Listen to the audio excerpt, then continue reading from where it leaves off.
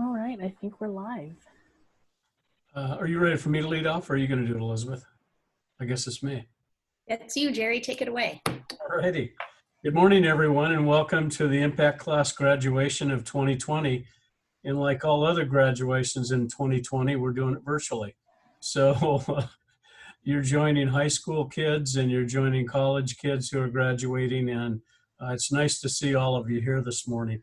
I'm Jerry Sanders, President and CEO of LEAD San Diego and the San Diego Regional Chamber. Our organizations are driven by the mission of making San Diego the best region to live and work. Doing that requires strong leadership at all levels. And it also requires leaders who are informed, engaged, and ready to create meaningful change in their community. At this time in our community and country, the leadership that all of you are exhibiting is exactly what we need. The LEAD program offers something for everyone, from new professionals to seasoned executives, and are preparing leaders that we need to take the San Diego Northern Baja region to the next level.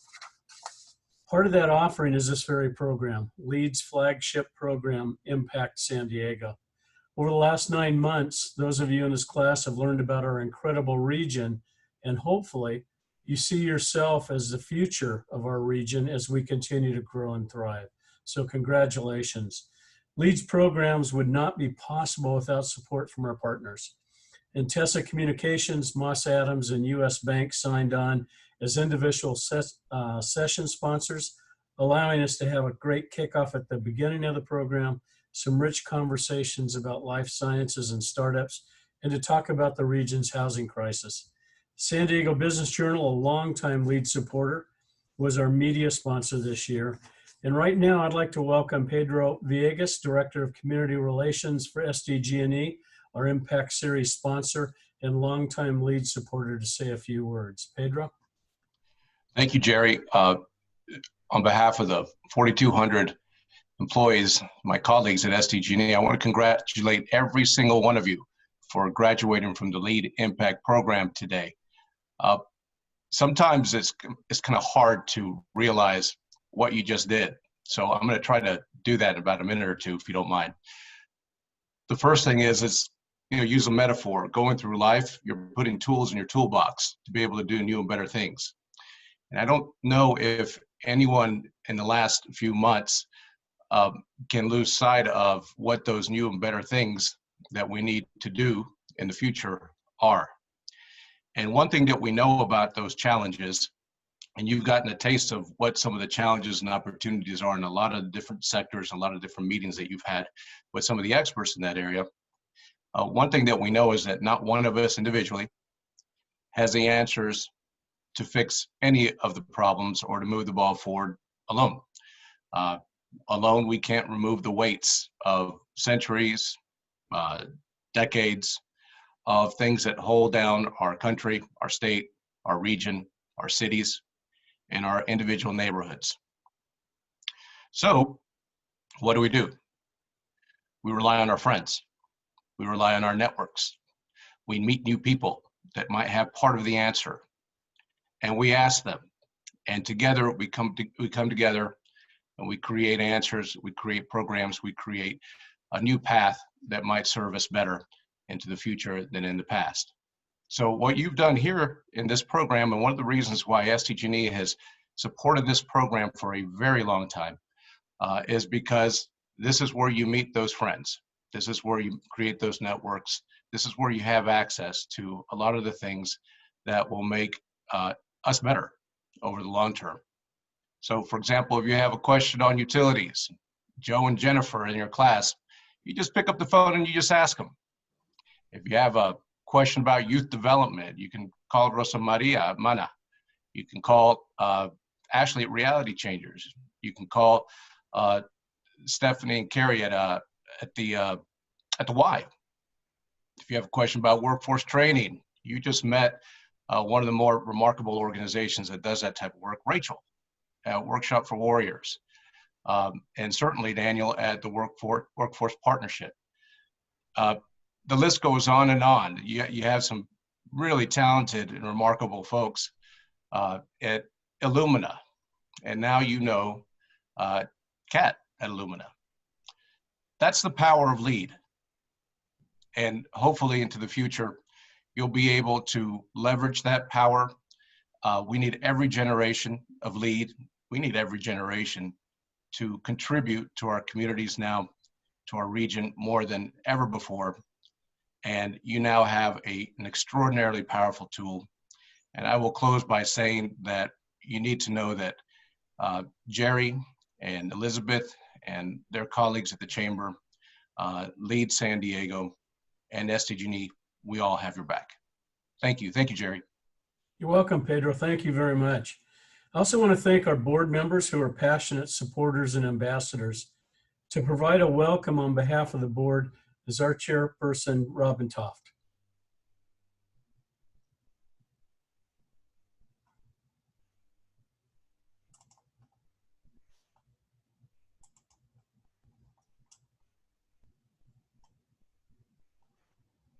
Robin, did we lose you or are you on mute?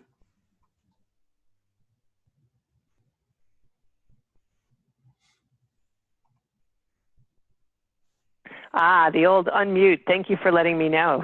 So Robin Toft, chairman of the board, I'm thrilled to be here today and super excited that you're finishing this class. It changed the life of my personal assistant dramatically when she attended. It's how I got associated with LEAD to begin with. It's a life-changing program.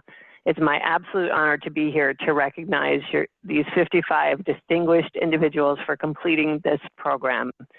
Not only did you complete the program, but you also partnered with some wonderful local nonprofits that provide wonderful services to our communities, all in the midst of a global pandemic.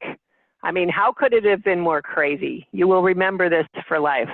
This cohort has proven itself to be curious, opinionated, thoughtful, kind, flexible, and incredibly resilient. Who would have thought that we'd have to shift our program halfway through it? This class made the transition with grace and ease.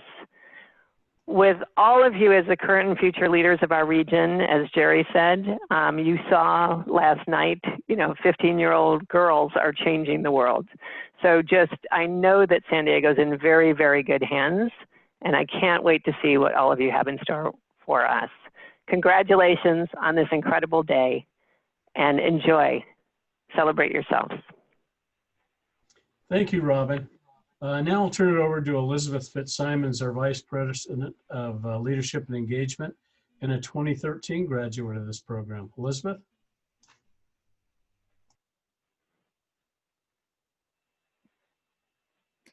There we go. Thank you, Jerry. Hi, everybody. It's so good to see you all. I first want to start just by thanking all of you for your investment in this program, your investment in your leadership development and all of the work, the unbelievable work that you have put into your leadership action teams. As Jerry said, we need good leaders now more than ever. And if there was a time to lean in and act, it is now. I mean, it is up to you, it is up to me, it is up to all of us to dismantle the systemic racism in our country. We each have an opportunity and we each have an obligation as citizens, as human beings, to be part of that change. And I've told you before that you're a special class, and I truly mean it. You are thoughtful and critical thinkers, great listeners, compassionate, engaged, and full of just amazing potential to make lasting, significant impacts on our community and country. So my request and I just urge you to just keep going, keep doing what you're doing and just lean in. And we are so grateful for all you have put into this program. And we hope that it was a very valuable experience for you. And if you need help focusing your energy now during this moment in our country, or in 2 weeks or 2 months or 2 years from now, you are part of the LEAD family, and you can always count on us. Like Pedro said, we have your back, and we hope that you stay connected with us, and we can help connect you and facilitate whatever steps you want to take in your role in the community. My thanks to our program director, Samantha Beck, and program manager, Ken, who put all the pieces together and kept this program running on time and on point. You both did a fantastic job. For those of you tuning in on Facebook, this is so exciting. I have it on my phone and I keep looking over at it. This is a cool thing we're doing. I just want to fill you in on what our cohort has been up to for the last 9 months. These 55 leaders have spent the third Thursday of each month learning, networking, and working on community projects. They've been all over San Diego until about February, and then we had to put a halt to that. But they kept learning about the important issues facing our region.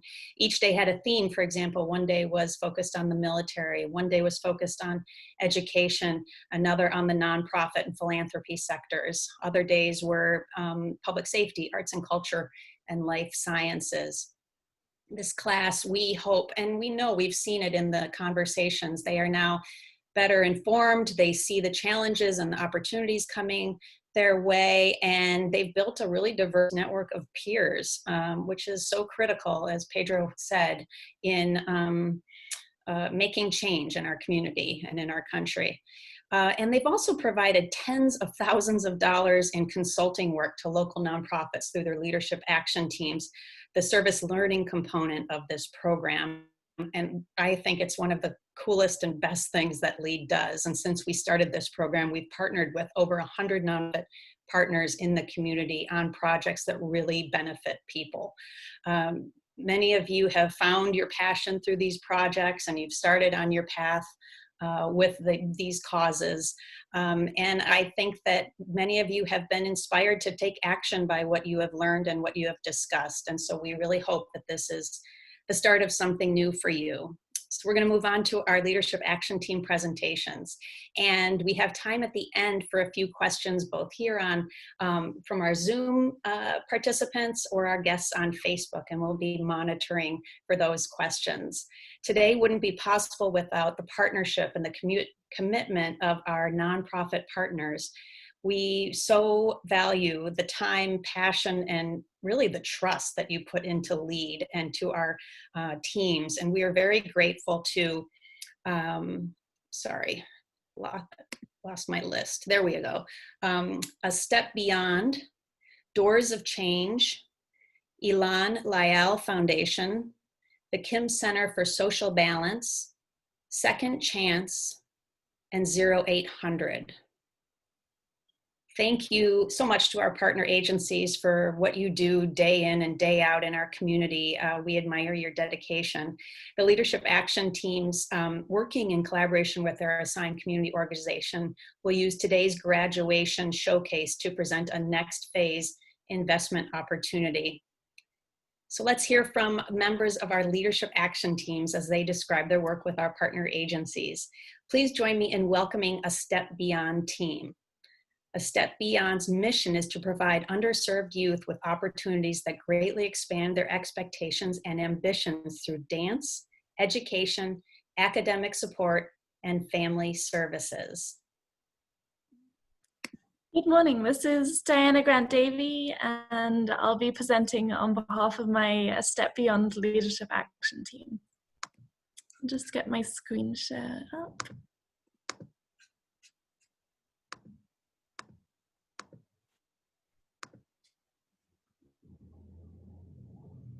Wonderful. So, as we mentioned, for the last 5 months, my Leadership Action Team has had the pleasure of working with our partner nonprofit, A Step Beyond.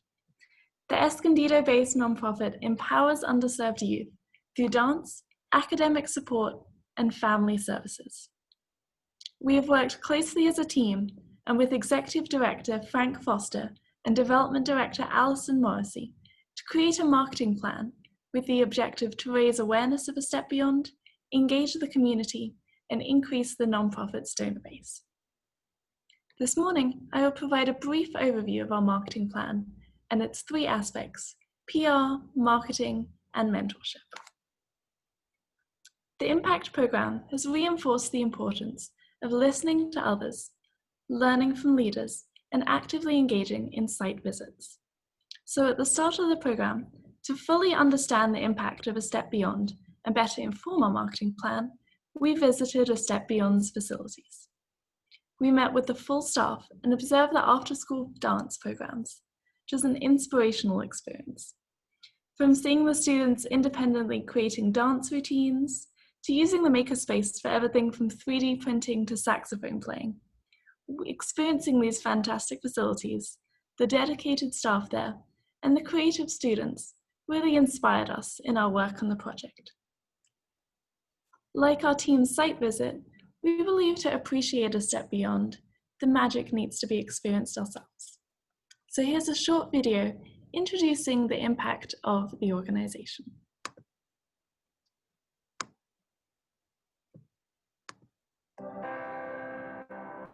The students that we serve right now live at or below the poverty line. The population that we serve, there is a high frequency of high school dropout. And we're here to combat that, to give them the opportunity to step into a dance space and step into confidence and say, I am of value, is so important, is invaluable.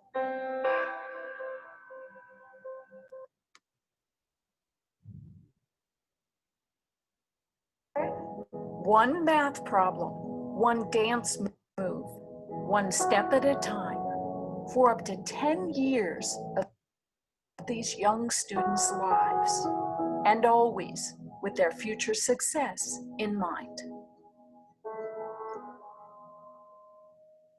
Great stuff, right? So the first element of our marketing plan for A Step Beyond is public relations, outlining suggestions for boosting the public profile of the nonprofit through 3 areas: paid media, earned media, and social media channels.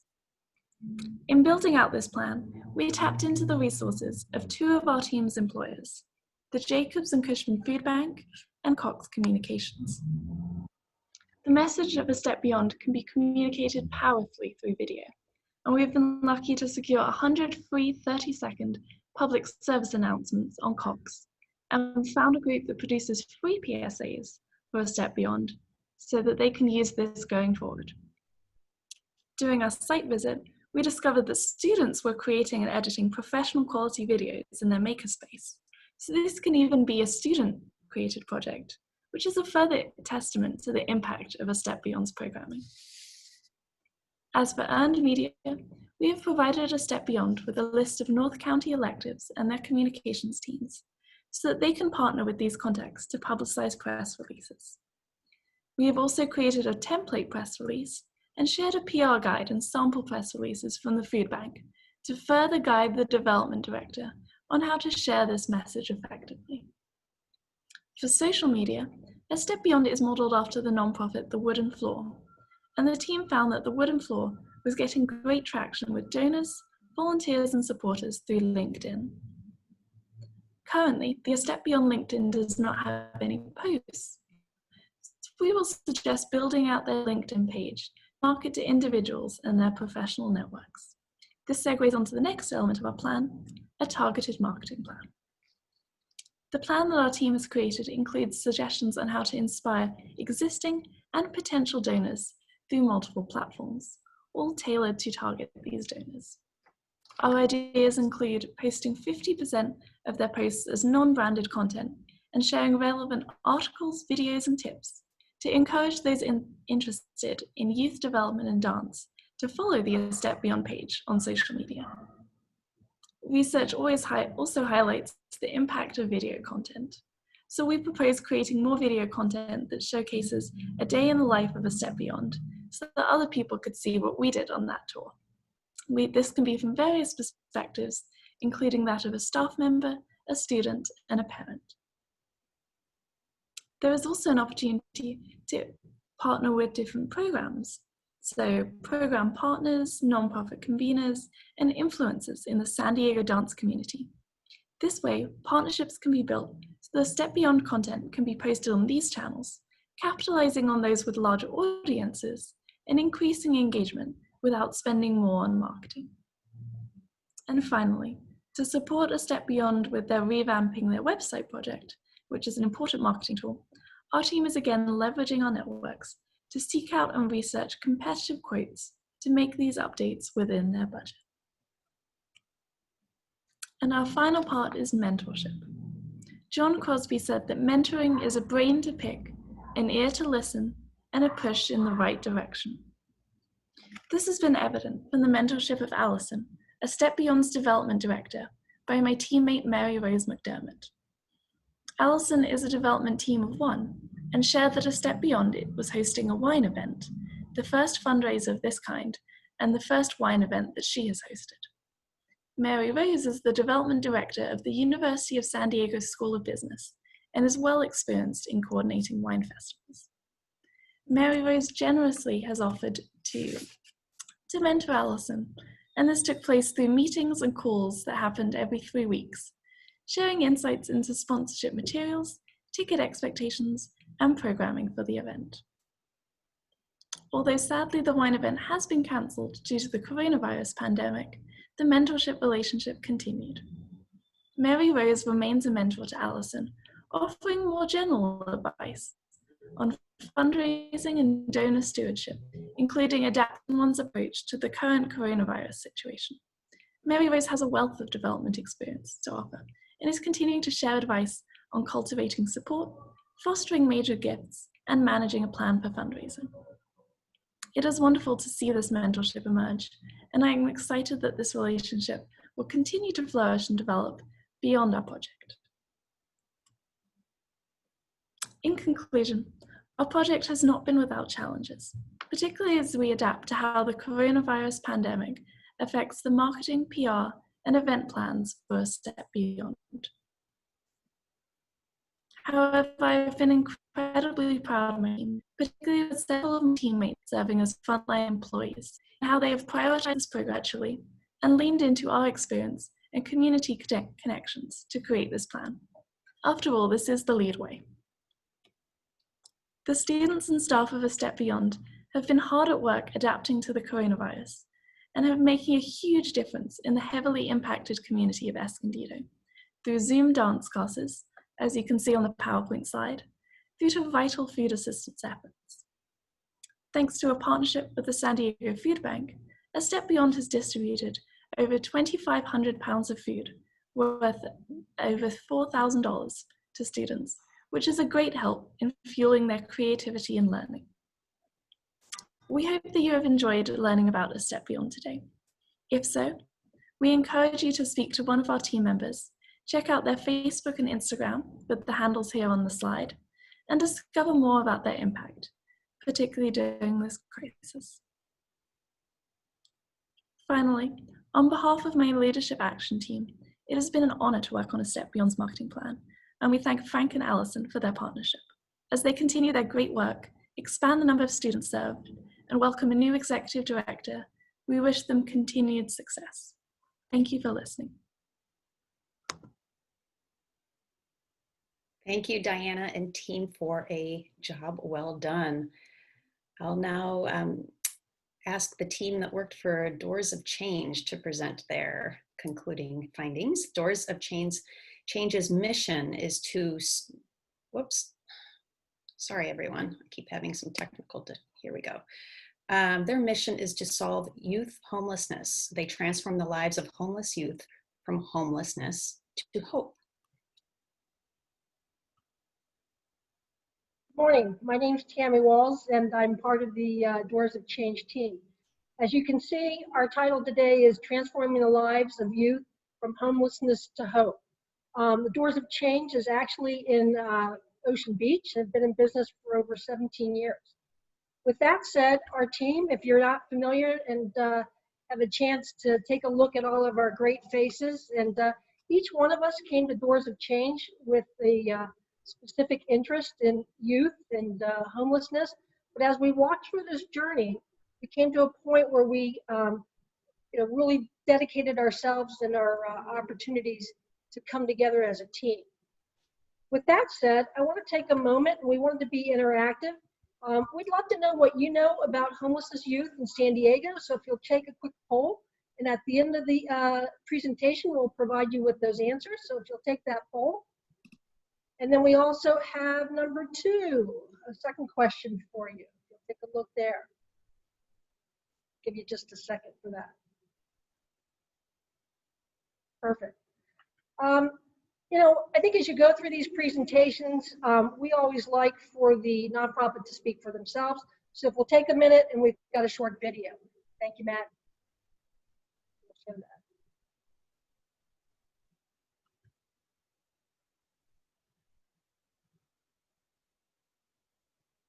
Put our audio here. Which we've done now for 18 years, twice a week, trying to find homeless kids between the age primarily of 16 to 25. When we find them, we ask them if they'd like to come to a music and arts program. They get free music lessons, free art, free dinners, free food, free clothes, case management, whatever they would like. We've seen now over 7,300 visits now in 6 years. The staff of Doors of Change are kind. They're always in a great mood. They're always asking to help anyway. It's really nice. It feels like a family. Thanks. I think you can get a quick glimpse of who Doors of Change is. When we talk about organizations or businesses in general, a lot of times we talk about location, location, location. But when you think of Doors of Change and all the years that they've had, it's really been about impact, impact, and impact. Any young adult that goes through this program and goes at minimum 6 times actually walk away with an instrument. Or if their passion is art, they'll actually walk away with an art packet. So we feel like this is one of the real programs that talks to the young adults on the street and really allows not as many restrictions per se, and allows them to come back as many times as they would like. If I can share with you just a moment, these are just 2 individuals out of several hundreds, if not thousands. With me today here is Tyler on the left-hand side. He was homeless at the age of 12 to 15. He's now been employed for the last 10 years, I'm excited to say. He's been Employee of the Month at Petco Park and is now working as a 911 manager. Justine with us here, she's a survivor of child abuse. Homeless from the ages of 12 to 15, and through the Doors of Change program, this is pretty exciting to say, she graduated from UC Santa Barbara on a full scholarship. She's gone on to law school, has her own apartment now, and as you can see with her here, she has her own jewelry line. That speaks of success and the success that Doors of Change has had. Each one of us in our team had a chance to go out to Doors of Change and got to see firsthand what the experience is. So with that, I'm going to take a break, and Matt, I'm going to swing it over to you to talk about your experience and how that went for you. Thanks, Matt. Thanks, Tammy. This is great. Yeah, one of the reasons I joined LEAD was really to learn more about homelessness in San Diego, and particularly Doors of Change was this great place that was doing phenomenal work for homeless youth. And so when we visited the facility, that was a Thursday afternoon, we went with Joanne, and we went right in OB, just walking, and she was going around hugging the kids and just saying hi and making them feel welcome, inviting them to the program, the TMATS program. And so we were able to go with her and eventually join the facility in this church in OB, and it was phenomenal. These are just great kids who are coming along and just had a rough start.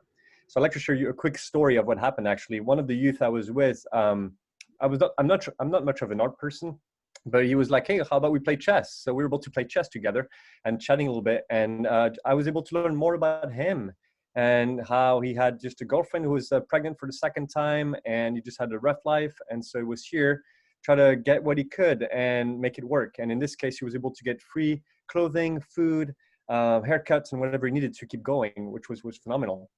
At the end of the chess, of course, I lost. And the way it turned out was that if you lose by a certain amount of points is you do push-ups. And I lost by 30 points, so I had to finish with 30 push-ups. Yeah, it was great. Got to sweat a little bit, but this was phenomenal time. These are good kids, good people who just had a difficult life. But they are amazing people too that deserves to be served. So back to you, Tammy. Thank you, Matt. I would have liked to see those push-ups and see the sweat on your brow for a quick moment for that, Matt. You may be asking, well, what project did we have? The project in itself was about expanding the services that Doors of Change already provided. They have an award-winning music and arts program. So how do we expand that throughout San Diego County? Currently, they're in Ocean Beach. So we went to the next level and we said, let us help you. Let us help you walk through what we think are some good tools to provide. I'm not going to go through these individually in depth, but I am going to walk you through just the overview. The first, as you and I would know, is really the kind of description of what makes a good local partner, the SOP. And this is actually 3 or 4 pages deep, and we won't go into it, but it's really about walking through what's necessary steps in that process. The next document, as you can see, is about a prospective partner. Who are these individuals, and who should we be talking to in that matter? It's kind of an opportunity here for us to say, hang on just a second. It's actually the memo of understanding. Thank you. This is a document that you always want to have anytime you go into a partnership. The third document I like to call the predisposition criteria. And as my team likes to tease me, I call this the dating document. If I'm going to date you, I want to know, how are your financials? Are you secure enough in your financials? I want to know, who else are you partnering with out in the community, per se? I want to know, per se, are you open-minded to new opportunities? So those are the criteria that we wanted to provide them. So when they got into those partnerships, they would have a list of kind of a staple of lists to go from.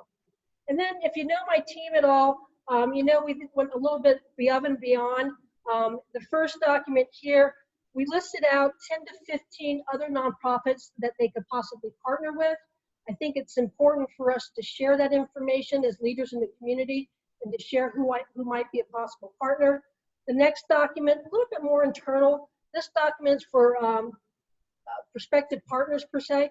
So we wanted to say, who owns this conversation? Who on their team, on the partnership team, are we talking to the right person? So this is kind of a checkpoint list that we wanted them to walk through to make sure they were talking to the right person, or they really have all the facts, and really get into the predisposition of who they're talking to. And then we went as far as to say, hey, what are the best practices on your budget? How can we help you help yourselves in some extent? So I think those were all positive opportunities, and we wanted to make sure that we took that time with them. As I kind of wrap up here, going on to the next slide, what I love about this photo is these are the young adults that Door of Change work with. I think this photo is actually at the beach, so I love the fact that they're smiling, and that's what it's about. It's about camaraderie. As I mentioned, while this program runs in Ocean Beach, it's actually homelessness and youth are throughout the county. So they're not only at Ocean Beach, but they're at the local beach, and they're in our backyard. And it's critical that we take the time and understand who these youth are and how we can help impact their lives.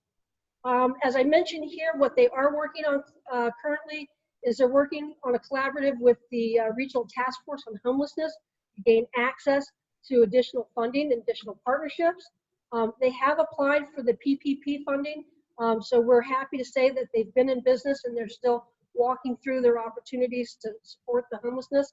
And then third of which, the templates that we've provided them today, and the hope that we think we've provided them moving forward. Now I know there's a drum roll here because you're all waiting for those poll results. So actually before that, see, I even teased you a little bit. Before that, one may say, how can I help? And I think as lead members, we all came on this journey together because we're civic minded. We're good people that want to help others. So with that said, certainly donation to Doors of Change is always appreciative. Volunteering, as Matt said, going out to the sites, and just playing a game of chess. It's just that simple. I always like to say, having been in the nonprofit world for 25 years, share the story about Doors of Change. So if one more person knows about who they are and what they're doing, that may create an opportunity for partnership, or it just may give somebody an understanding of who that youth is and how they may need help and support. All right, drum roll, please. Now the poll results. Thank you. If you weren't familiar, actually 10% of the 5,000 individuals that are currently unsheltered are youth. So that's over 500 kids throughout San Diego. That's a pretty staggering number if it's just one kid. I have a teenager in my house, and I want to make sure that he's protected, and I know that we want to take a look at these kids and how to protect them. With that said, the second result, if you would please, is 30%. And just to give you some perspective here, 17% of the general population has mental health conditions, but the most vulnerable population that we're looking at is over 30%. That's pretty staggering in my heart, and I know in yours too, for that sense. So pretty eye-opening as far as that is concerned. So in closing, I think it goes beyond saying We're super appreciative of the Chamber for allowing this opportunity. The LEAD program has allowed us to create new partnerships and new friendships just among ourselves. We're super hopeful that the Doors of Change have got some tools that they can use moving forward. But let's walk away with just this. Thinking about changing one person's life every day, every chance you get. So with that said, thanks guys.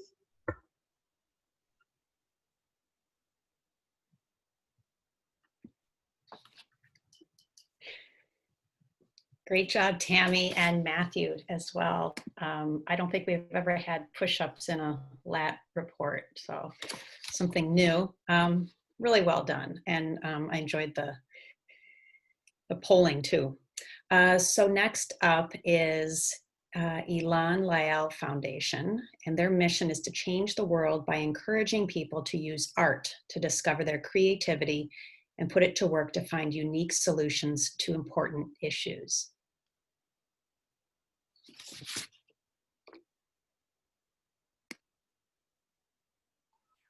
Good morning. Our team is Team Trust Life, and we had the great pleasure of working together and working with the Elan Lyell Foundation. I'd like to tell you a little story about our team name. Like the other teams, we had a site visit to the foundation, and we had an opportunity to meet with the founders, the board, and the executive director. And at that meeting, we asked founder Jim Hubble if he wanted us to know anything in particular, if there was one thing that we needed to understand. And his response was very simple and elegant: trust life. I think that phrase embodies Jim's experience and wisdom, as well as the values of the Elan Lyell Foundation. And it was a natural choice for our team name, as well as an essential piece of wisdom that Elan Lyell would like to share with the world. So the foundation was founded by James Hubble and his wife, Anne. And the word Elan Lyell, or the phrase Elan Lyell, is a Hebrew phrase that translates to a tree that unites the physical and the spiritual. And the foundation is both a remarkable place, as you will see from the pictures behind us and the pictures within the slide deck, and a remarkable purpose to connect humanity through public art, education, and exhibition. On the next slide, you will see the Elan Lyell Visitor Center. And this is one of the organically inspired structures of the place that is Elan Lyell. There are 11 such structures nestled in the hills of Santa Isabel. And during our time there, it was shared with us that one young visitor had noted that Elan Lyell is a place where the trees are not ashamed to stand next to the buildings. On our next slide, we actually have a shot, and it's also Uda's background, of the active artist studio. So the foundation is really preparing for leadership transition, and it seeks to ensure that it can sustain its mission and continue to share the place in the art that is Elan Lyell and contribute to the creation of shared community and humanity.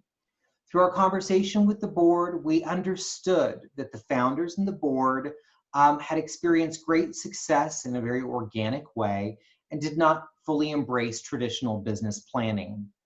And so we knew to best serve their interests, we would need to provide them with options and flexibility. And our deliverable is a white paper and a presentation to their board that covers crucial considerations and practices to help the foundation achieve its mission. We generated our work product from our discussions with the executive director, the founders, and the board, as well as the remarkable professional experience of our LAT, which was absolutely amazing. And we did some research of comparable organizations. Today, my colleagues Natalie and Danny will highlight some of our recommendations related to advancement and investment strategy.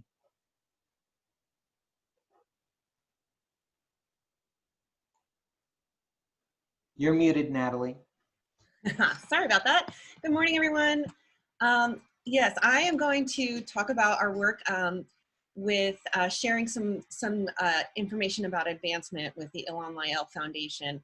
And the focus of advancement is really it's just relationships. That's it. It's relationships and creating opportunities for supporters and potential supporters to become involved, whether that's volunteering, visiting, sharing your message, making a financial contribution. And this will be critical in graduating away from reliance on the founders.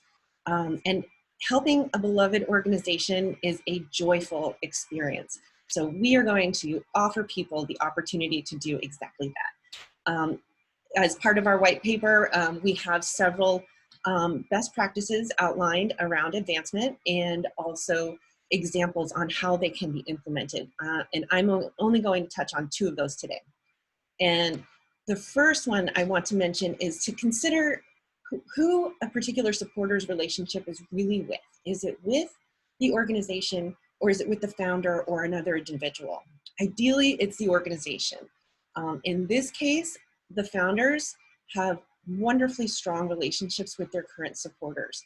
And now is their opportunity to transition those important relationships to the organization so that they know they can be nurtured moving forward. The second point I want to talk about is the case for support. The case for support should compel people to want to know more and get involved. It should provoke the reaction of, ooh, tell me more about that. And for Ilan Layel, the case for support is an excellent opportunity to reinforce why art matters in the first place. In fact, in the early stages of our project, Uta asked this exact question, and it just sparked a chain of beautiful emails among the board members, saying things like, art is a way to listen to the voice inside us, or art offers a way to think outside the box and see the world in a different way. So use that passion and use that emotion to help compel other people to want to help you. And bolster your case for support with information about the organization's activities and programs and the impact they make. What have you done that made the world a better place? What were the outcomes? And I want to applaud the foundation for their recent work. That is a perfect example of exactly this. They were very flexible and nimble in responding to the current health situation. And they shifted an annual in-person event that usually brings 800 people to the physical location for an annual Father's Day open house. Traditionally, this also required the purchase of a $50 ticket. Now this program is available to a broad audience virtually, and the lowered ticket price is $9.99. And you've all seen these images behind me, behind Tom, and my other teammates on our slide deck. So imagine streaming that at your leisure over a whole weekend. How fun is that, right? And this is an excellent opportunity for Ilan Layel to not just tell people, but show people why they should support. And there's a lot of opportunity for Ilan Layel to make a big impact and attract support.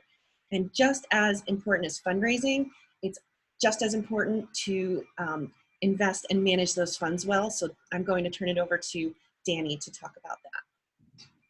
Thank you, Natalie. So as the foundation continues to grow, it's important that the funds are managed according to the goals and financial position of the foundation. The board must develop an investment strategy that is consistent with the foundation's financial goals and process for continuous review and management. So the primary driver of the foundation's investment strategy should be its projected cash flow needs. So short-term capital needs should be invested in safer investment vehicles, while longer-term capital needs can be invested in riskier asset classes, such as equities. So it's extremely important to have a good understanding of the future projected cash flows before determining what the investment strategy is going to be. Once the foundation's goals have been confirmed, then an investment policy statement should be developed. And the purpose of the investment policy statement is to provide guidelines in a general framework that will be utilized by the investment manager to effectively supervise, monitor, and evaluate the investment assets for the foundation. The investment policy statement will reflect what percentage of funds will be invested in safe versus riskier assets. And riskier asset classes need to be matched to longer time horizons due to uncertainty of shorter term returns. So that means more uncertainty. And the three most important criteria in selecting investment vehicles to drive the investment strategy are going to be to look for investment vehicles that have diversification, pursuing an active versus a passive investment strategy, so determining which strategy is most suitable for the foundation, and then of course paying attention to fees, you know, of the investment vehicles that are being selected. The most common investment vehicles that nonprofits use that provide these characteristics are mutual funds. So fund companies such as Vanguard, or even exchange traded funds, or more commonly referred to as ETFs, are typically used to drive these investment strategies. And then lastly, once the charitable contributions have grown to levels where portfolio income is substantial for the foundation, then the foundation should look at establishing an endowment. And endowments are subject to the Uniform Prudent Management of Institutional Funds Act, which provides rigorous guidelines and testing, which is one of the reasons why we think it should be in the foundation's future plans once funds have really grown to a level where an endowment makes some more sense. So as Natalie mentioned, you know, with the virtual Father's Day open house, you know, the times we find ourselves in demand that we build new and creative ways to achieve our objectives. And like many organizations, you know, Elan Lao is doing just that. So their marquee event is the annual Father's Day open house. And so it's only about 2 weeks away. It's the foundation's largest fundraiser and a great opportunity for visitors to experience Elan Lao. As you can see by the pictures, it's an amazing property. And this year, the foundation will be conducting the annual house virtually at a significantly discounted rate of $9.99 versus what they typically charge of a $50 admission ticket. And so if you've never been, we highly recommend that you make a day of it. Take the trip to Julian, you know, to see this amazing property for yourself. And, you know, after seeing it, I'm convinced it's right up there with the zoo, you know, Balboa Park, all the other amazing things that we have in San Diego. You should definitely make it a mission to go and see it. But again, you know, I think for $10, the whole family can take a look and sample it, and then hopefully, you know, when we get to more normal times, you can go out and visit it in person. So thank you, everyone.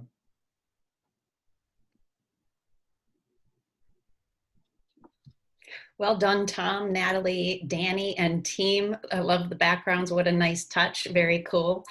Very well done. We're now going to hear from the Kim Center for Social Balance team. The Kim Center is fast-tracking workplace gender equity by transforming the beliefs and behaviors that obstruct women's success. Their work inclusively addresses the related challenges faced by all genders.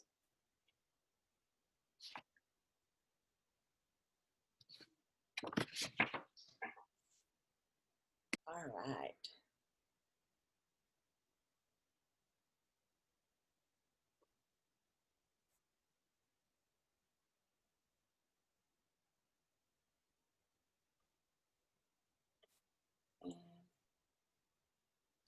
Good morning. How's everyone doing? My name is Rosa Maria Hernandez, and I have the honor of presenting on behalf of our Leadership Action Team.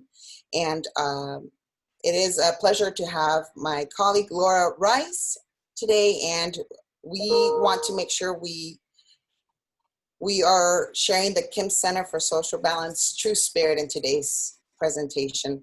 In today's slide, we want to share our team. I want to make sure I'm able to see you guys here. First, we'd like to thank each and every one of you as we are helping the San Diego community address the critical issue of gender equity. Jenny, Scott, Emily, Shantae, April, Celine, and Emerita. We're so glad we have worked together with you. And also, as we continue with this presentation, we want to make sure that we share with the San Diego community that as we continue to listen to each other, we want to reflect the spirit of Maya Angelou as it pertains in today's situation, that do the best you can until you know better. Then when you know better, you do better. We hope our presentation today will help all of us do better for our society. And with that said, I want to leave you with a very specific, did you know, I like to call them. Did you know that in 2020, women still make 81 cents to the dollar as it regards to men? and very specifically Latinas, the 4 of us here today, we make 57 cents to every dollar for our colleagues here. So with that said, I want to toss it to our wonderful Laura Rice. Thank you. Thank you, Rosa. Good morning, everyone. I love how that Maya Angelou quote matches with what Pablo said about it being the onus on all of us to do new and better things. So audience, what do you think? How long do you think it'll be at current rates before men and women have pay equity? Do you think maybe 5 years, 10 years, maybe 100 years? According to the World Economic Forum, it'll be 257 years before men and women have pay equality. I'll do the math for you. That's in the year 2277. And even with figures like that, you may be wondering, why does gender equity really matter? Among many other reasons, productivity. San Diego County alone could increase its GDP by $23 billion within just the next 10 years by reducing gender inequities. As Elizabeth said, the Kim Center's mission is to accelerate the achievement of workplace gender equity. As part of its gender balance program and in partnership with UC San Diego, the Kim Center is developed a uniquely robust assessment tool for companies that quantifies gender-related stressors, and then works with those workplaces to fast-track gender equity. So what was our team's goal? The Kim Center invited us to determine how likely San Diego companies would be to participate in an equity assessment like this, and what barriers could exist to their participation. To answer this question, we created a plan, implemented it, and consequently prepared a report summarizing all those findings. But Rosa, if you'll move to the next slide, COVID happened. So while we had initially intended to personally interview HR professionals to get their feedback during the months of March and April, COVID-19 had other plans. So our team pivoted our work to a survey format. As we revised our plan, we found that we had to separate our own tendencies towards advocacy for this subject, something that everyone on the team finds very important, which is likely why we signed up for this project in the first place. But we realized it wasn't our role to convince these companies why they should be doing this. It was our role to understand whether they would be willing and to focus on the work product that would bring the results. So we used tools like Slack and Google Drive and texting to streamline our efforts over many platforms and sectors from which we each work and live. Heyo, we're especially grateful to you for the resources you provided and the incredible work you are doing in our community. Thank you. So collectively, we developed company lists and cross-sector contacts who'd be appropriate to invite to participate in the survey. We prepared background materials and an interview guide, which we used a little bit differently after COVID-19 moved our work online. We developed the survey and distributed it to the various points. Our fellow LEAD Impact class members, thank you to those of you who participated, as well as to the Chamber of Commerce. Ultimately, 21 companies across 9 sectors participated. At the close of the survey, the data was compiled and the report was written, and we developed today's presentation. As our team collaborated, sorry? Go ahead.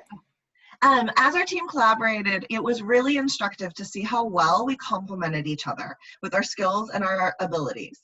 When COVID dramatically shifted everything, the team was able to be really nimble to continue working as a collective and shoulder different roles and responsibilities depending on who had what bandwidth.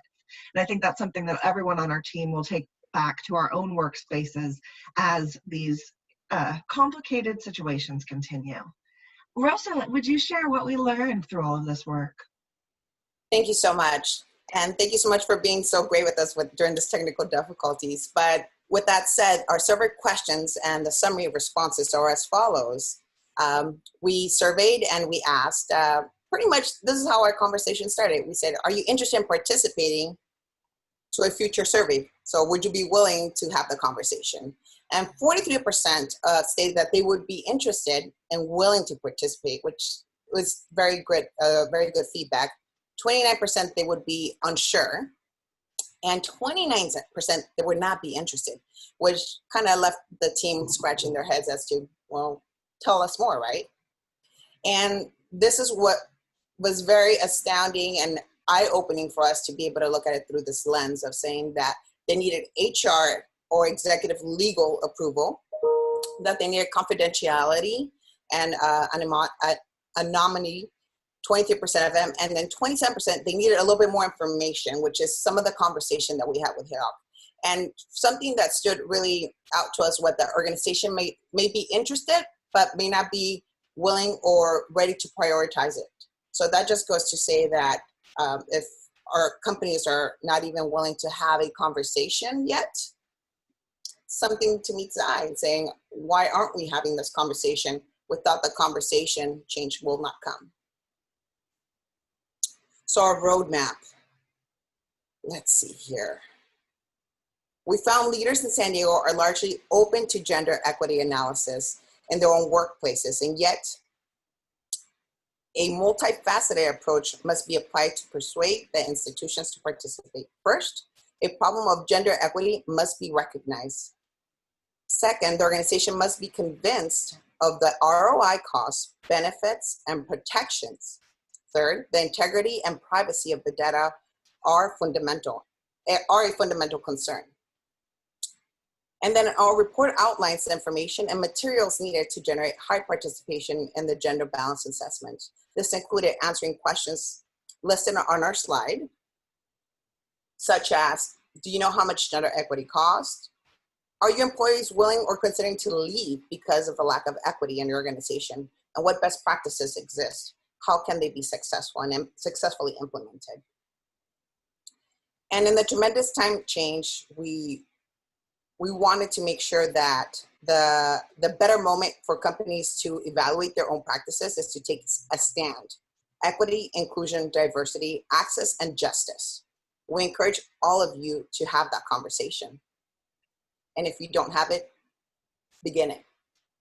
For those interested, we recommend that the Kim Center has a free research center and gender equity portal found at kimcenter.org as a first step to take that conversation, and sign up for the Kim Center's very helpful newsletter. It gives us a best approach and a lens on how to begin the conversations.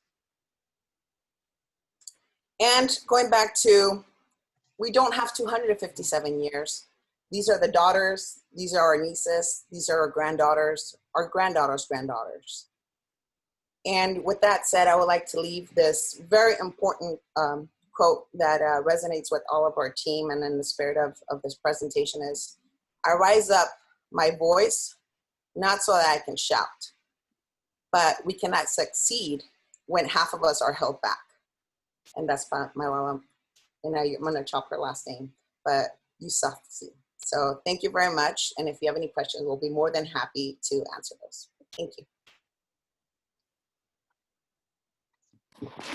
That was a great job, Rosa and Laura. It's a cause that's close to my heart. Well done. Up next is the team from Second Chance. Second Chance works to disrupt the cycles of incarceration and poverty by helping people find their way to self-sufficiency. Perfect, perfect. Well, thank you very much. Good morning, everybody. My name is Jordan Harrison. I'm honored and humbled to speak on behalf of the Second Chance organization. You can see our team members here, Fred, Patrick, Daniel, myself, Carrie Bree, Long, Michelle, Ayel, and Yandro, working together to support Second Chance. Now, I think I would be remiss if I didn't start this organization or start this presentation by talking about the context we're in now, particularly around how racism can be directly linked with mass incarceration and how those systems are very intertwined. And it reminds me of Brian Stevenson, who ran the Equity Justice Institute, and some phenomenal words that he said that he reminded us all with, particularly around the work that Second Chance does. And one of the first things he reminds us with is this: the true measure of our character is how we treat the poor, the disfavored, the accused, the incarcerated, and the condemned. And I think as leaders going through this program, it's important for us to stay, as Rosa mentioned, equity-minded and thinking about who do we other and how can we make sure that we can still bring them in and lead them in diverse and equitable ways. His second quote is a reminder for all of us that each of us is more than the worst thing that we've ever done. And I think this project really challenged us and reminded us to think, how can we make sure that we're saying things like Black Lives Matter and supporting other people, even for people that we feel like don't even deserve a second chance. And so Second Chance sits in that gap and reminds us, for the folks that we would even want to put at the margins, that they too can deserve a second chance. And so our team approached it from figuring out what can we do to support them in the work that they are already phenomenally doing. So you'll see on this slide, this is the first slide when you go on to Second Chance's work. Sylvia has been a phenomenal partner in helping us see how the organization works and what they actually need. And the first thing the team realized was this: there wasn't much on the website that really spoke out to you to see the powerful work that they are doing every single day. It's cool, you're seeing some graduates and you're seeing some different things. You're seeing the phenomenal work that they're doing. They work with those that are impacted by the criminal justice system.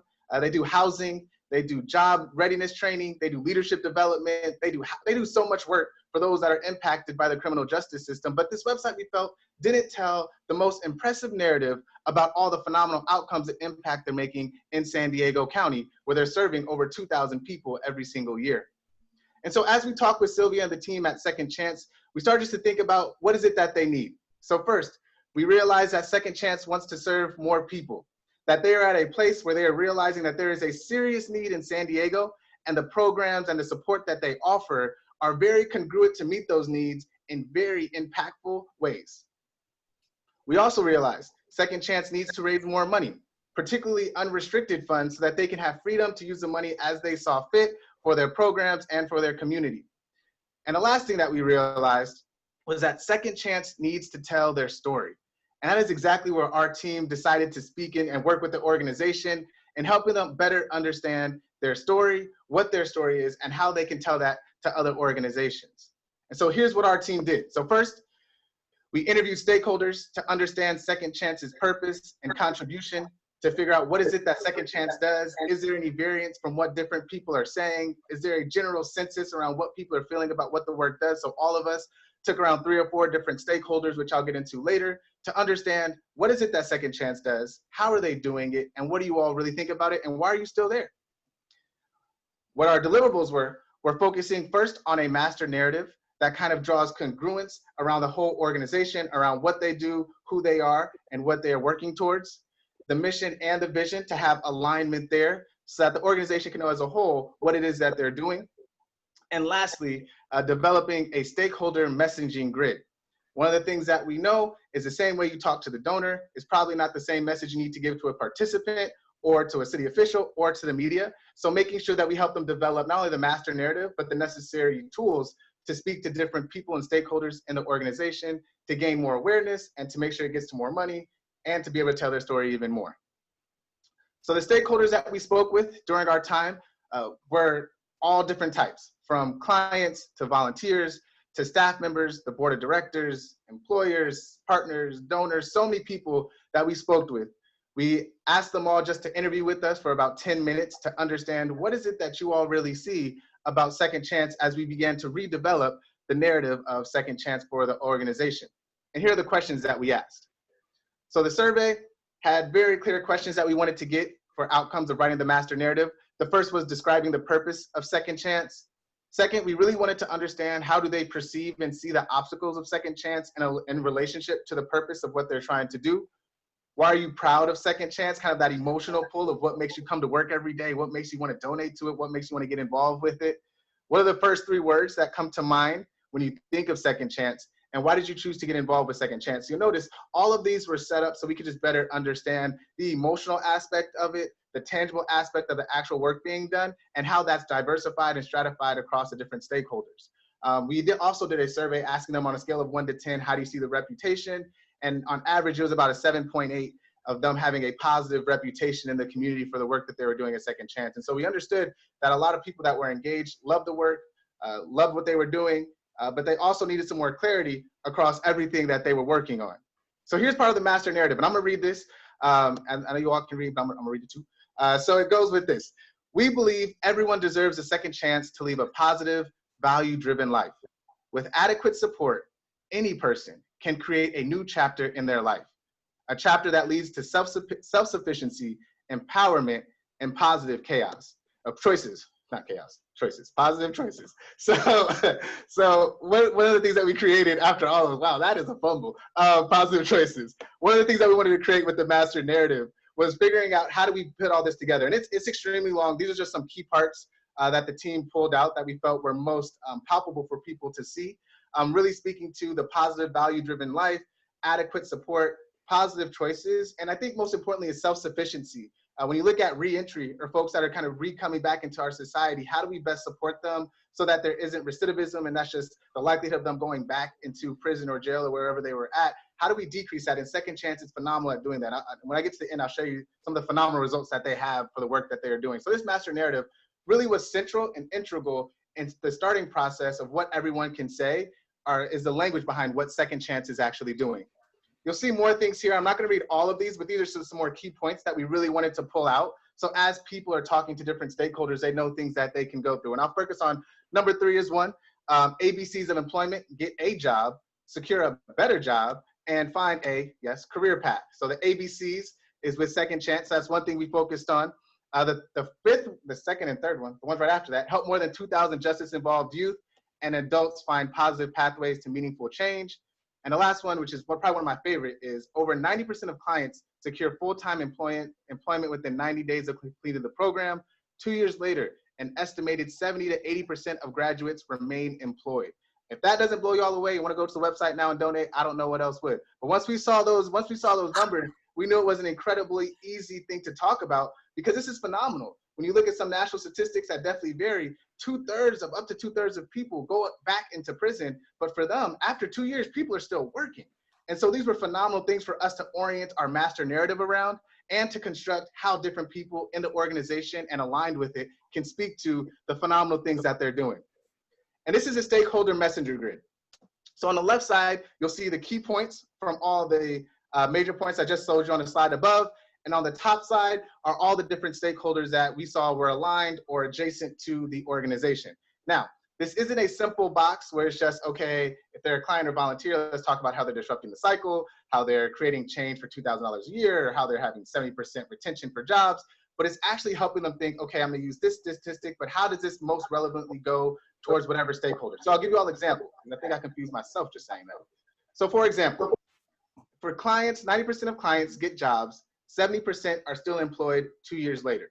So how would we say this to clients and families, employers, donors, and elected officials? So for example, one of the things that we were telling Second Chance and building out this master narrative and seeing key points, for elected officials, maybe we talk and focus on the 2-year aspect, and how if they're still employed after 2 years, these are tax-paying citizens that are now paying taxes into society versus having to pay upwards of $80,000+ to incarcerate them. For donors, you can talk about this simple fact that program really works. The impact is in the numbers, and we're seeing that 90 clients get jobs, and 2 years later, they're still working. From employers and partners, that same sentiment of the people own the work, they want the work, and they're having the support to stick through and stay through. And for clients and families, it's honestly some real encouragement of saying this program isn't something just to come and leave you, but to say we are setting you up for self-sufficiency. And so family members, support people that are in the program. If you're in the program, stay in the program, because we are going to make sure not that just that you go through our program, that you stick through it, and in the future you are more on self-sufficiency. And to me, it speaks to a broader community of coalition and how Second Chance is really bringing so many people together so that we can really say they aren't just a participant in our program, but they're continuing to be an even more productive member of society. So our final recommendations were simply this. For brand awareness that we truly want to increase is looking at the website design, media outreach, and executive coaching. So executive coaching was simply making sure that the leaders that are creating the culture and the climate in the organization are aware of how to speak to these different stakeholders and messages across all avenues, and that they have the skills to do it and make sure that they can train the staff. For media outreach, it's more so getting this new message out there. We have a new narrative, we know our key points, and how can we make sure that the media knows about it? And the website redesign is also things that we had recommendations on, from social media handles to the values and the missions, and those things we are supporting them in as well.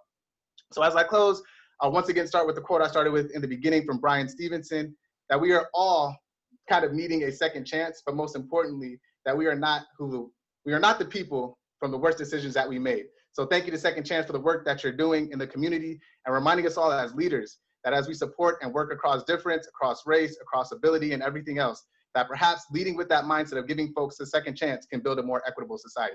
Thank you all very much. So well done, Jordan. So well done. Great job to the whole team on that one. That was fantastic. Our final partner agency and team is 0800. which works to effectively connect military service members, recent veterans, reservists, National Guardsmen, and their spouses to the broad range of resources and opportunities in their local community dedicated to helping them successfully transition to civilian life.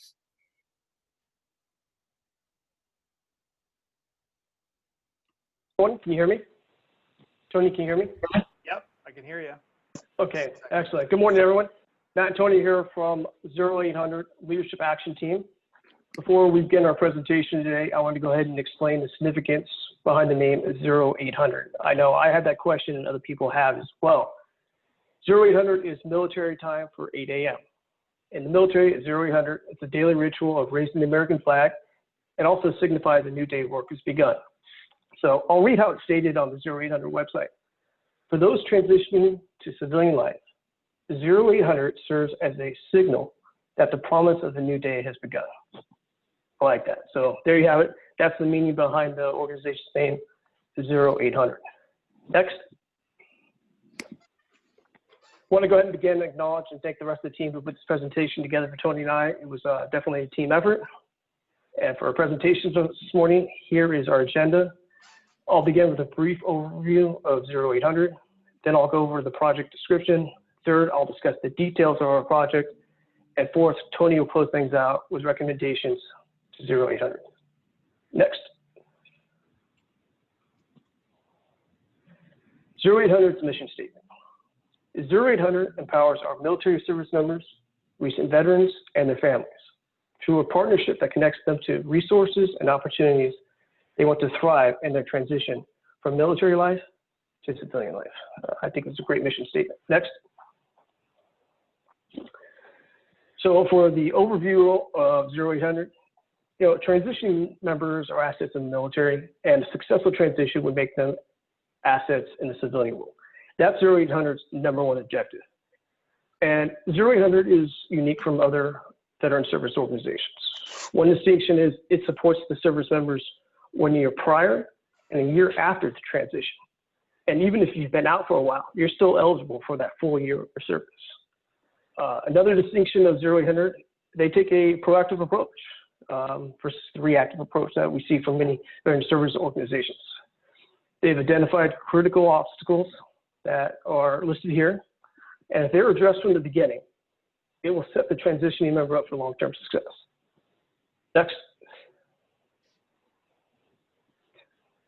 Further distinctions of 0800 provides one-on-one personal assistance with highly trained and highly qualified counselors. These are masters of social work, but most importantly, these are either veterans or members of military families. And finally, 0800 is based on a veterans wellness model that focuses on employment, education, basic needs, physical and mental health, and social and community connections. Now you see that number up there of 4,500 that 0800 has linked with. To put that number in perspective, there is an estimated 20,000 members each year transitioning in the San Diego area. So there is a phenomenal opportunity for growth for 0800. Next. So for our project, the initial project, we would do a full assessment of 0800 and focus on 4 objectives: outreach, marketing, infrastructure, and finances. Every team member, they did an extensive amount of research and preparation for our multiple brainstorming sessions to really try to define what our project was going to be. Even at one point, we were discussing and planning on conducting focus groups. However, you throw in a global pandemic, you add on a stay-at-home order, our options became limited in developing our project. Fortunately, our team was able to successfully pivot, and we narrowed the scope of our project to focus on outreach and branding. Next. So for our project, we created an online survey, which included a link to the 0800 informational video. We used SurveyMonkey, and our questions were focused on 3 areas. First set of questions were based on demographic questions, such as age, branch, and service. We wanted to know who was taking the survey. The second set of questions were based on messaging in the video. We wanted to know, is the message being effectively communicated in the video? And the third set of questions regarding the video itself. what is the quality of the video to the viewer? Everyone on their team used their personal social media networks to push the survey out. It was online for 10 days, and there were 17 questions within that survey. At the end, we received 70 total responses. From there, the team aggregated all the data and did all the analysis, and they did a detailed presentation to 0800, along with other recommendations that we came up with. There were really two questions that really stood out. And number one was, the number of people have never heard of 0800 was less than 10%. And the second question that stood out was the 60-40 split on the quality of the video, which identified an opportunity really to improve the video itself. Next slide. So our survey also included open-ended questions to obtain more specific answers. We received both constructive and positive feedback regarding 0800 and the video, and here are 4 sample answers.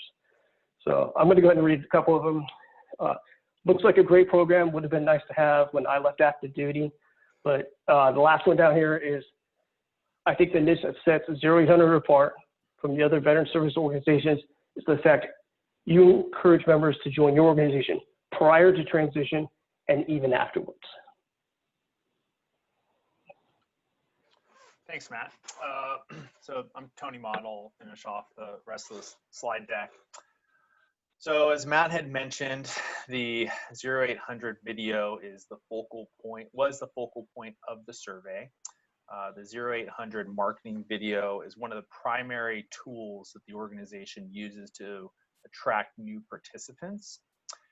The main way that they get this video out in front of transitioning service members is at the Transition Assistance Program, or also known as TAP. And what TAP is, it's conducted by the military, and this provides information and training to ensure that service members are prepared and have all the tools they need for their transition from active duty to civilian life. So this marketing video is about 3 minutes long. We just gave you, we'll show you a 30-second snippet here just to kind of give you a gist. What comes to mind when you think about transition? Are you ready? Are you going to be financially, emotionally, and physically secure? Have you put the time into truly making a plan? Enrolling in 0800 matches you one-to-one with a resource specialist, someone with military experience. We will work alongside you for up to a full year prior to your separation and for up to a full year after to make sure your transition goes as smoothly as possible. So there you have it. So based on our research data, we developed 3 primary recommendations for our client. The first of which is to just invest in a whole new video. We feel that 0800 can just make the investment to revamp the video, make it a little more professional looking, high definition, as well as implement some of the feedback we received from our survey respondents. Just to name, we have a few of them here. I'll just cover a couple of them. To maybe have a current client or an alumni be the narrator, or at least maybe speak in first person, maybe more engaging to future participants. Also to change the narrator's target demographic. According to the survey respondents, they felt that the program was mostly concentrated for service members that really didn't have that much of an idea of where they wanted to go or any direction. And our research has indicated that a lot of these service members really do have an idea and direction of where they want to go. They just need some additional coaching and resources to help them get there. Furthermore, use some less clip art in the video and maybe some better testimonials from alumni. Our second recommendation is to implement a brand ambassador program.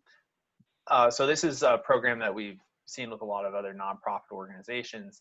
And basically what this would do is to create distinguished alumni of the organization that would be the face of the 0800 program. And the best way to leverage these would be few different options. First of which is to have several links on the website that would link to YouTube videos of testimonials for these brand ambassadors, just basically speaking on their experience using 0800 and the transition process and how it helped them get good job placement within the civilian sector. In addition, these ambassadors can be used to promote the program at job fairs and various other networking events. Some of these ambassadors may also take on the added role of being a mentor to the transitioning service members. And this leads to the third recommendation, which is a mentor protege program. So the mentor protege program would basically be used to create some distinguished alumni to act as mentors, and they would really just take the proteges or the current clients of 0800 under their wing, add additional coaching and mentorship. The resources that 0800 currently has are phenomenal, but this could sort of just be an added layer where it, sometimes it's helpful to speak to a veteran that's been in their shoes and has gone through the same transition somewhat recently. In addition, with having this mentor program, you're going to have increased engagement with the alumni of the program, and that could be really beneficial for networking events and various other types of get-togethers that the organization wants to have. So that concludes our three main recommendations. We offered our recommendations to Stephanie, the CEO, and she was very receptive towards them, and she said that she was going to be taking them to the board to implement. This is our team for the 0800 program. Matt and I did the presentation, but everyone played a very vital role in participation with the survey and putting the presentation together. So just want to thank all the teammates, and just another thanks to Stephanie and her whole staff. It was an absolute pleasure working with 0800, and we wish them nothing but the best. Thank you. Thank you, Tony. Thank you, Matt. Thank you, 0800 team. Congrats on a job well done. We have a few minutes, a little bit of time for questions from the group or from Facebook. If you have any, let us know. You can drop them in the comments, or you can raise your hands. I have a question for all of you. Are you going to be continuing with these organizations in some aspect? Does anyone want to share what you have planned?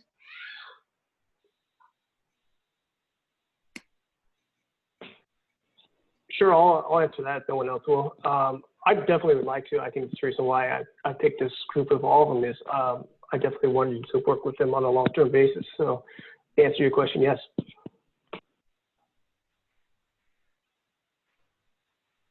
I think I also saw Adriana nodding her head. Were you nodding your head? Sure, yes. I feel like I am a part of the 0800 tribe, and will continue to share the message as a military spouse myself, and also as a current client. One thing that I learned is that what I thought I didn't need, I actually do. So thank you to 0800 for the education, and also to LEAD for leading me here. So that's my story. That's great. Anybody else have plans to continue their work with the organization that they teamed with? I do. Actually, this is Rosa Hernandez. Hey, Rosa.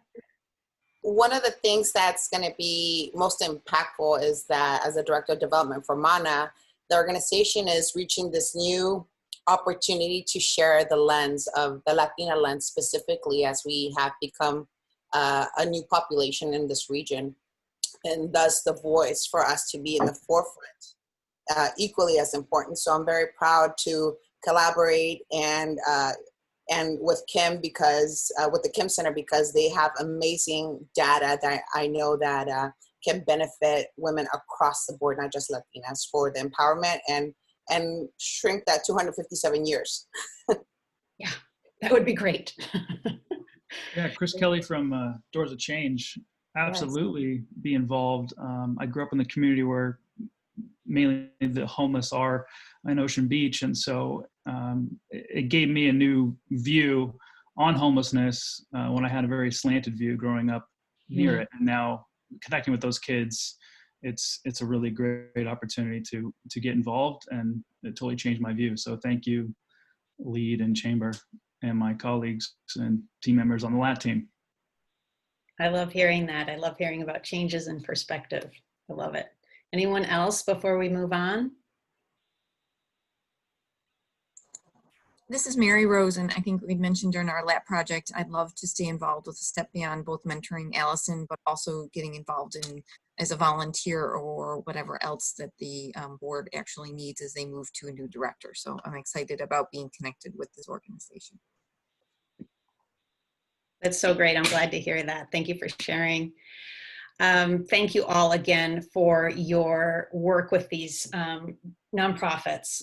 We really admire all of your contributions and recognize how much you put into it. Someone else is very deserving of recognition, and Diana would like to say a few words about this person. Thank you, Elizabeth. So, as Elizabeth said, we've heard a lot about leadership today. And on behalf of our class, we wanted to thank another leader, Kim. And Kim has really helped put together a fantastic program and really guided our class, particularly as we adapt to the coronavirus pandemic. So I think many of us know how passionate Kim is about LEAD San Diego and really supporting and facilitating leaders here to become more civically involved in the community. But what we might not all know is that Kim also has a passion for elephant conservation. So on behalf of our class of 2020, Kim, we will be presenting you with an elephant-themed care package of books, of stationery, of other presents, as well as gift cards that can be spent on supporting local San Diego businesses, particularly in this time. And we'll also be presenting a $500 donation in your name to the Sheldrick Wildlife Trust. So Kim, thank you for everything that we have done for you, for our class, and really for making this program so very meaningful. I hope you enjoy your care package, which I'll be delivering soon, and continue the great work of the Sheldrick Wildlife Trust, which we know is very dear to your heart. Thank you, Kim. Thank you so much, everybody. I'm gonna cry. You all have been just so wonderful and just so incredibly flexible. And I know I say it all the time, but you have just been so resilient and just so wonderful during this transition. It could have been really difficult, but you really made it quite easy for us to make this shift from in-person to virtual. So thank you all so much for your kindness, your patience, your thoughtfulness. This has been a really great year, and I am just so truly humbled to know all of you. So thank you all so much. I'm gonna turn my camera off so I can cry. Thank you, everybody, so much. Oh, I love it. Love it. Thank you, Kim. Thanks, class, for recognizing Kim's hard work. We love her too. Thank you. Okay, so before the presentation of our class of 2020, we have one final order of business to take care of. And to do that, I'd like to introduce our 2019 Impact graduate and recipient of the Herbert G. Klein Memorial Award for Exemplary Leadership, Justin Lipford, to present this year's award. Justin. Thank you, Elizabeth. It's been a real honor to be here and to present such a great award. What is happening, class of 2020? It feels like it was just yesterday that we had a chance to hang out at the Jackie Robinson YMCA, and I had a chance to spend the day with you all. And I remember walking away from that day really excited about the potential that you all bring to making San Diego a better place. And even more, sitting back and listening to you present on your different projects. You know, it takes a lot of grit to be able to adapt to this new world that we're in and to be able to still provide such great services. So my hat is off to you all. But as it relates to this award, I'm very, very excited to talk about this. Each generation has astounding individuals who make a true mark on their community. Herb Klein, the distinguished retired vice president and editor-in-chief of the Copley newspapers, is someone whose impact and contribution to the San Diego community was extraordinary. This award is presented to a member of the current year's class who has contributed to our community through service, leadership, and commitment to our region. Nominations and selections were made by members of the current lead class. As I call your name, please wave hello. Kim will highlight you on the screen for our audience. The class of 2020 Herbert G. Klein Memorial Award finalists are Daniel Enemark, Natalie Gans, Tom Harpole, Chris Kelly, and Laura Rice. Please join me in congratulating this year's Herb Klein finalist. Just briefly, only thing I would like to add is when I walked away again from our time together, I did feel very confident knowing that you all, besides being great at your jobs and what you do on a day-to-day basis, you all have a heart for our community. And so that makes me feel very confident knowing that none of us here are numb to the outcry of the current state of our community right now. And I believe now more than ever, leadership is needed.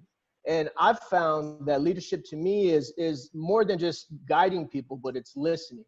And I believe that listening is done with the ear, but right now it needs to be done with the heart. So I'm very, very excited to talk about our finalists because I believe through my experience with this individual, I feel confident that they lead with their heart. However, here are some observations shared by class members about this year's recipient. You excited?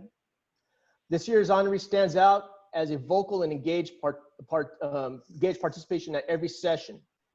In playing to their strengths, this honoree is a true includer.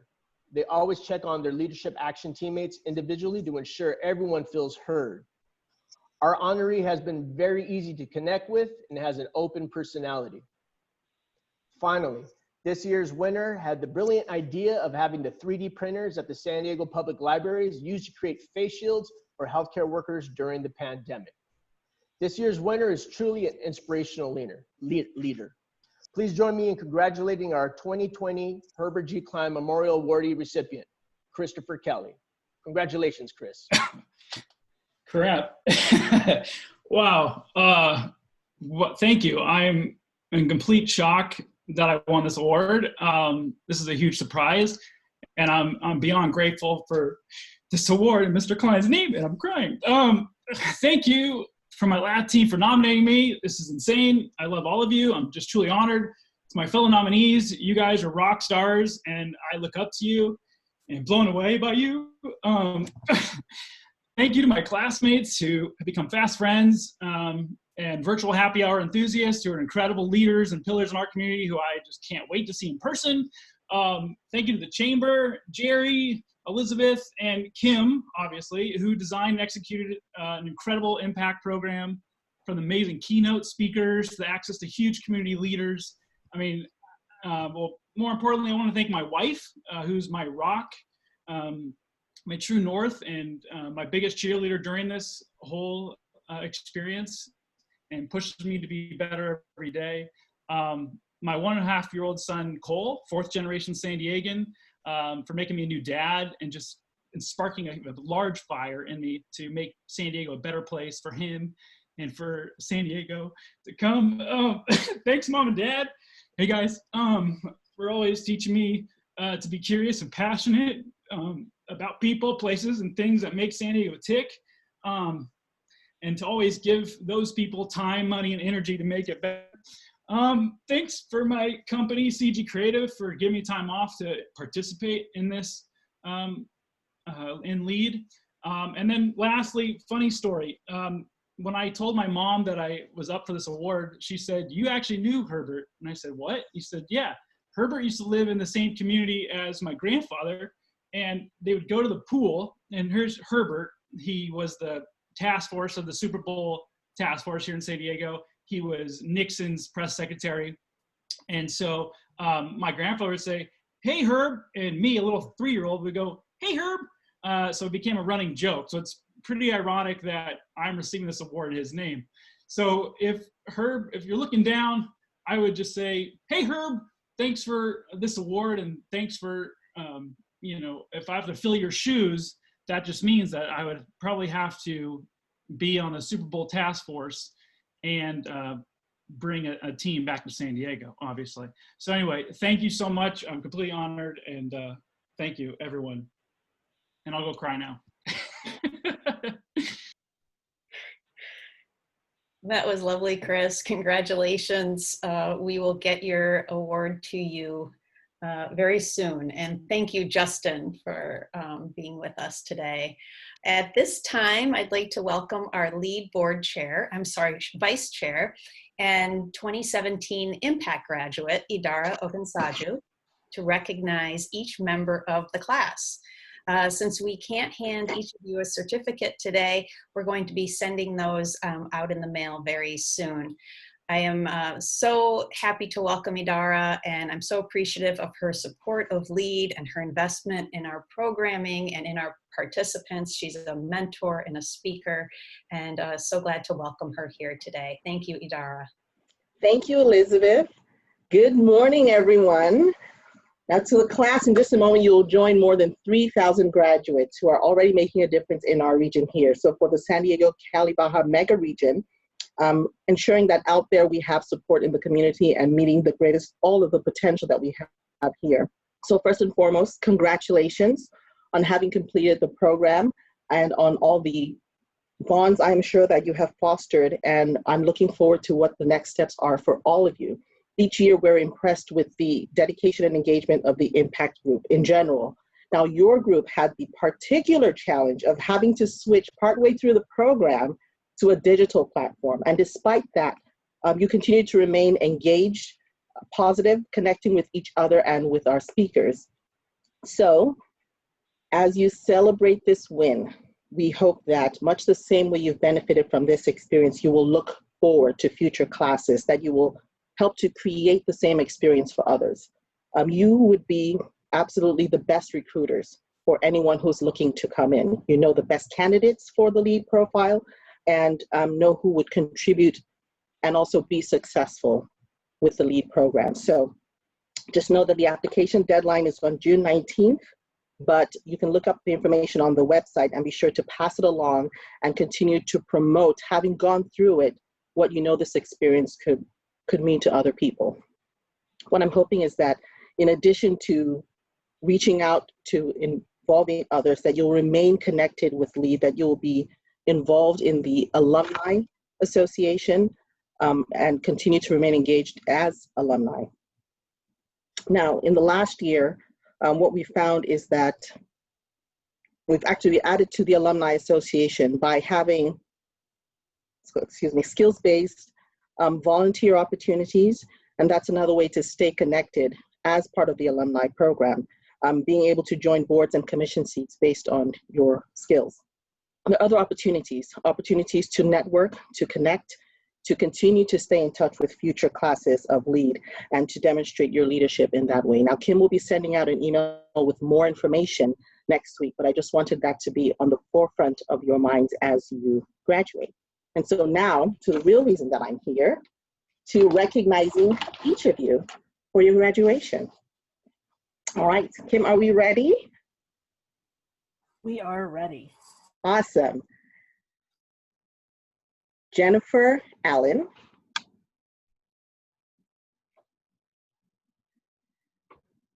Salim Aslan. Congratulations. Sharon Ayala.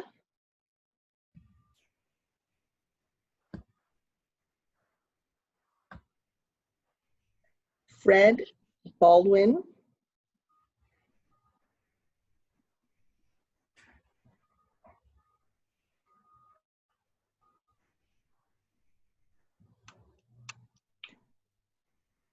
Kim, my long pause is to make sure that I give enough time to have the next picture up. Go ahead into the next one. Okay. Patrick Bartosz. Hi, everybody. Michelle Brackey. Joe Britton.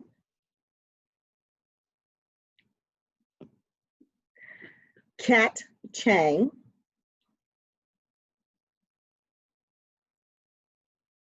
Stephanie Chapel-Yu.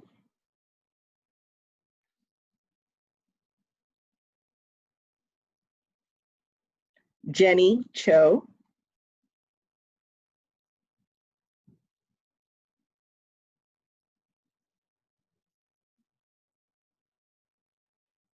Matthew Kobus, Daniel Enemark,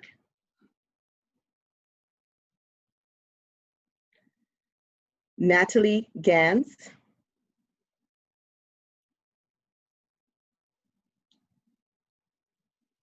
Diana Grant Davy, Douglas Gunderman,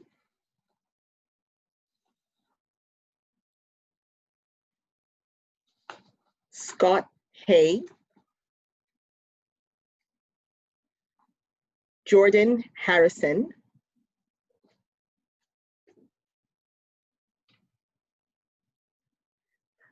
Rosa Maria Hernandez,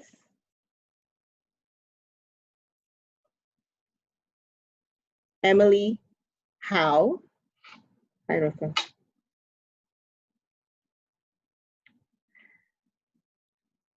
Evan Huckabee,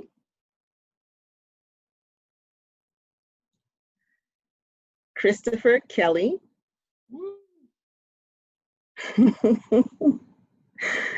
Shantae Lampkin,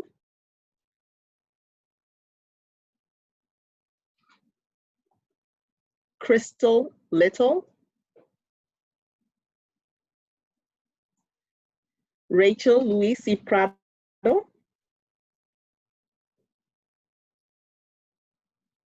Melanie Madrid, hi Rachel,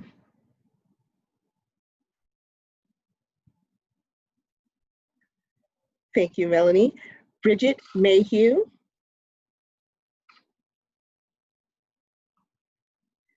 Long Mai, we see you Bridget, thank you, Ute Mashki,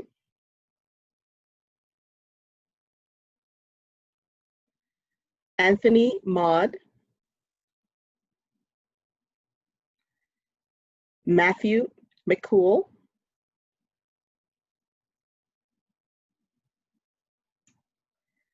Mary Rose McDermott,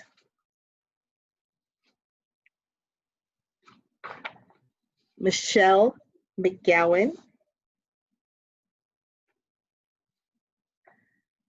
Mallory McNeil, Yay! Ayele Melki,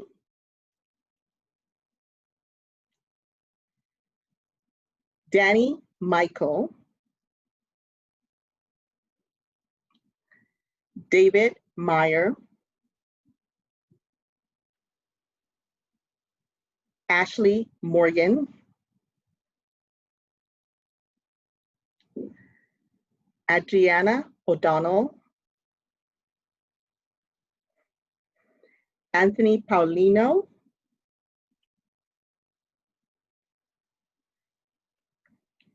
Kathleen Palmer,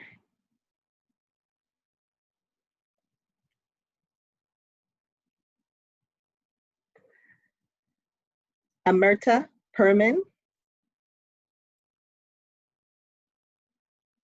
Laura Rice, Matthew Ruffey,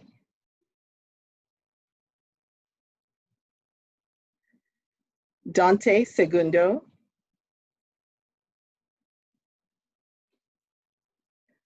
Scott Sterner,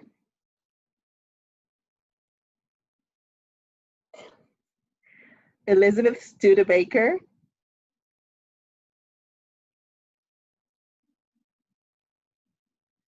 hi Elizabeth, Yandro Valdez, Marta Vargas,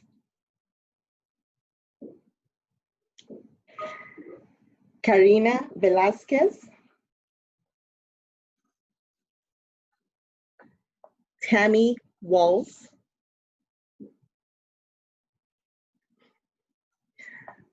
thank you Tammy, Cassandra Wineline, Katie Wilson, April Zari.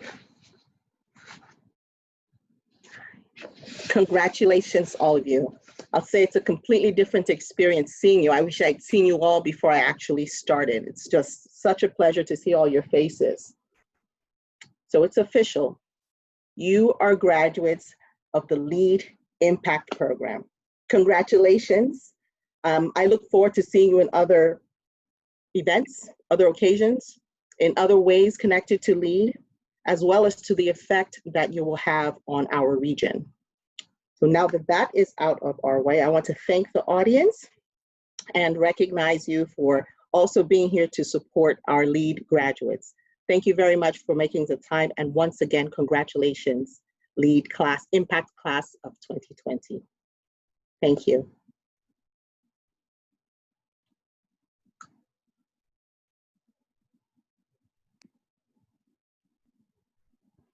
Thank you, Idara. That's it, everyone. Thank you so much for being here. Thank you for all your investment in this program, and have a wonderful weekend. Stay safe, stay well, and we hope to see you soon. Thank you. Thank you. Thank you so much. Thank you, everyone. Bye, everybody. Miss you all. Thank you. Congratulations. Love you guys. See you all. See you at happy hour. Miss you all. Good happy hour. Yeah. Be well, everybody. Congrats. See you at the after party. At the after party.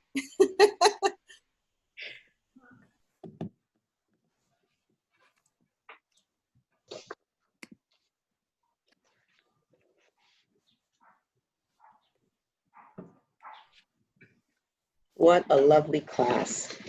Thank you so much, Idara. That was wonderful. What a lovely class. I wish I'd seen